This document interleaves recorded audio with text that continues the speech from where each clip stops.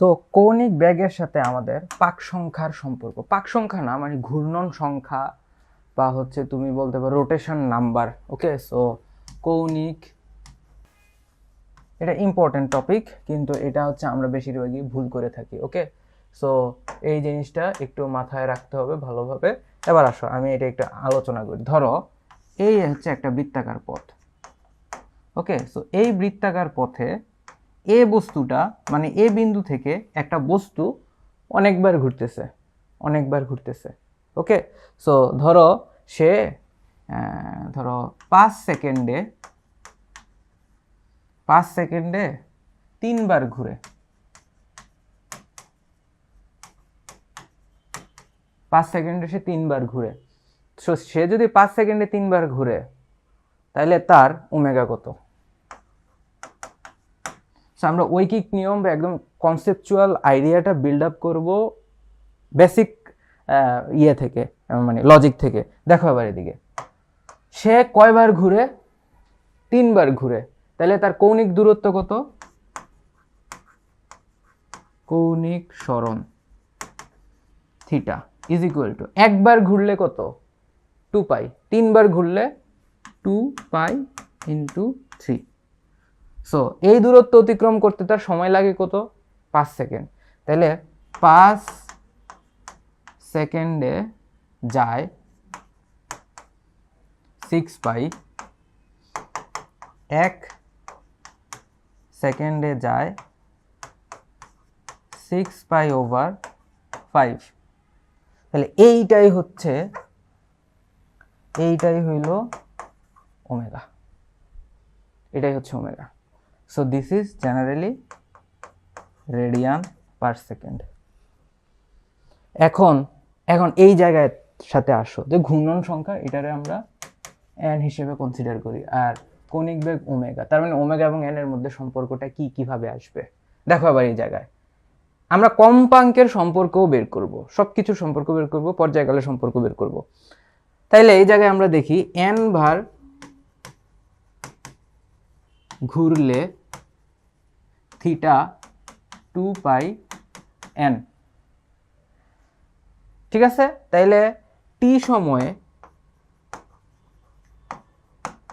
Theta is equal two 2πn।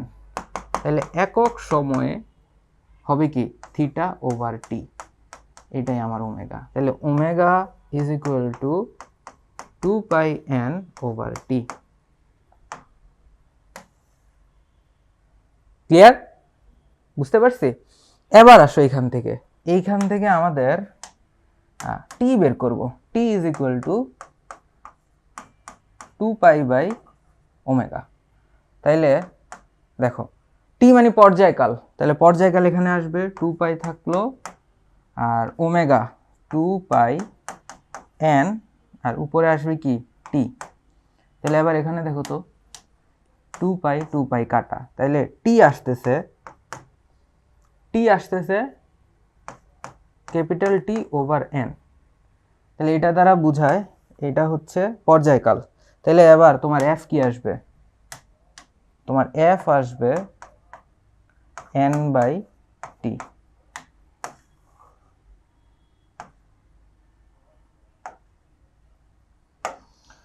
এই হচ্ছে আমার n এর সাথে বাকি রাশিগুলার রিলেশনশিপ। এগুলো কিন্তু ইম্পর্টেন্ট, এই জিনিসগুলো ভুল করা যাবে না। ওকে, সো এতবার ঘুরে, এত সংখ্যক বার, টি এত, টাইম এত, এগুলো আমরা হিসাব করতে হলে এই ধরনের রাশিগুলোর সম্পর্ক জানা জরুরি। এবার আসো ফার্স্ট কোয়েশ্চেন, যে স্থির অবস্থান থেকে সমতরণে ঘুরতে শুরু করে একটি চাকা 30 বার আবর্তন করে, এই যে আবর্তন সংখ্যা, তাহলে এটা কি? n। আবর্তনের শেষে এত কৌণিক বেগ অর্জন করে, তাহলে চাকাটির কৌণিক ত্বরণ কত? খুবই simple, alpha is equal to omega final minus omega initial over t. ঠিক আছে, এখন 30 বার আবর্তন করে, আমার এখানে তো আবর্তন সংখ্যা দেওয়া আছে, ওইখান থেকে কিভাবে ত্বরণ বের করব? আমার তো এই টিটা লাগবে। 30 বার আবর্তন করতে তার কত সময় লাগে? সো এইখানে n হচ্ছে 30, ওমেগা ফাইনাল 2 পাই n ওভার টি। সো ওমেগা ফাইনাল কত 60, 2 পাই n কত, n হচ্ছে 30 আর নিচে টি। তো এবার দেখো এখানে টি আসতেছে কত, এটা দিয়ে যদি কাটাকাটি করি এই 2 2 2 কাটা, তাহলে টি আসতেছে পাই। সো এইখানে আমরা লিখতে পারি ওমেগা ফাইনাল হচ্ছে 60 মাইনাস 0 আর এই জায়গায় হবে পাই। আচ্ছা এদিকে দেখো এটা হচ্ছে আমাদের n সংখ্যা, তাইলে টোটাল কৌণিক সরণ theta is equal to 2 pi into 30। So আমার omega initial 0, omega final 60 radian per second. Okay, so এখন omega initial 0, omega final 60 radian per second, তাহলে আমার চাকাটির কৌণিক ত্বরণ আলফা কত বের করতে হবে। সো সোজা কথা omega final square is equal to omega initial square plus 2 alpha theta, তাহলে এটা হবে 0 প্লাস 2 ইন্টু আলফা, এটা হবে কি 60 ইন্টু 60 ইন্টু 60 ইন্টু থিটা, থিটার জায়গায় কি আসবে ইন্টু 60 পাই। সো এই জায়গায় হলো 60 62 আর এই জায়গায় আসতেছে কত 30।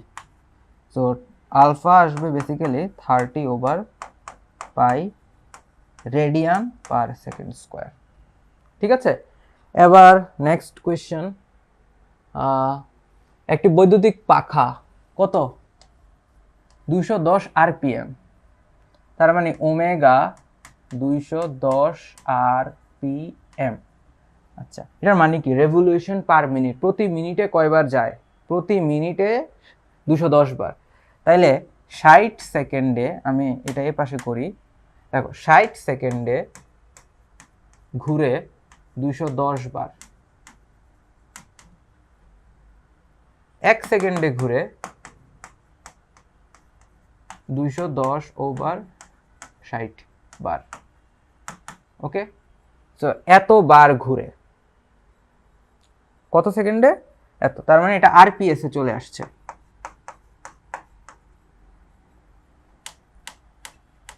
ধরো এই, তাহলে এটার কাটাকাটি করলে 21/6 আর পিএস, আবার 3 দিয়ে কাটাকাটি করলে 7/2 আর পিএস।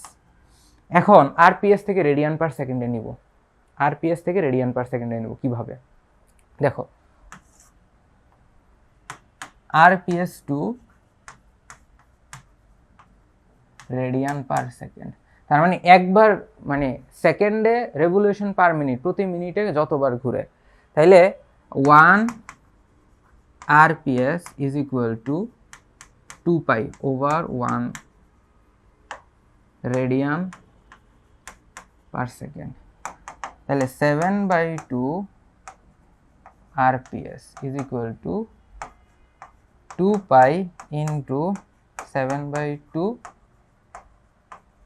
Radian per second. তাহলে ওমেগা এখানে আসতেছে 7 পাই রেডিয়ান পার সেকেন্ড, সেটা হচ্ছে ওমেগা 1। এবার দেখো তোমাদের কি আর কোনো সমস্যা আছে, এখান থেকে আমরা ওমেগা 1 বের করে ফেলছি 7 পাই রেডিয়ান পার সেকেন্ড। তো এত বেগে ঘুরছিল, রেগুলেটরের সাহায্যে গতি বৃদ্ধি করা হলে 11 সেকেন্ডে এত গতিতে পৌঁছালো।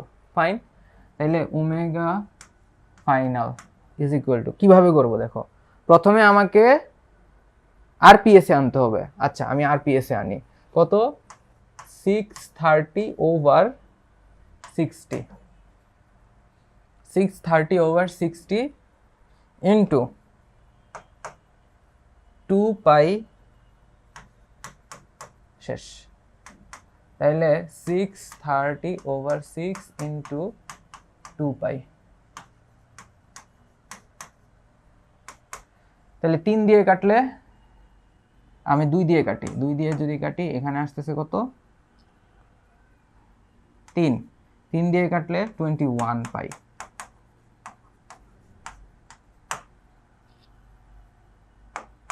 এখন এখানে দেখো কণিক ত্বরণ বের করতে বলছে। 11 সেকেন্ডে এত গতিতে পৌঁছালে কণিক ত্বরণ, তাহলে alpha is equal to omega final minus omega initial over t. তাহলে ওমেগা ফাইনাল কত, ওমেগা ফাইনাল হচ্ছে 21 পাই মাইনাস 7 পাই ওভার 11। তাহলে এই জায়গায় আসতেছে 21 থেকে 7 চলে গেলে 14। ঠিক আছে, এই হচ্ছে আমার ত্বরণ। সো এখন আমরা আবর্তন সংখ্যা বের করব। আচ্ছা, তো theta is equal to omega initial into t plus half of alpha t square. So 11 second যেহেতু, তাহলে omega initial 7 pi into t, t কত 11 plus half of alpha, alpha হচ্ছে 14 pi over 11 into 11 into 11। So 11 cancel out, আর এইখানে আসতেছে 7, so 77 pi যোগ 77 pi, so 2 into 77 pi. So ঘূর্ণন সংখ্যা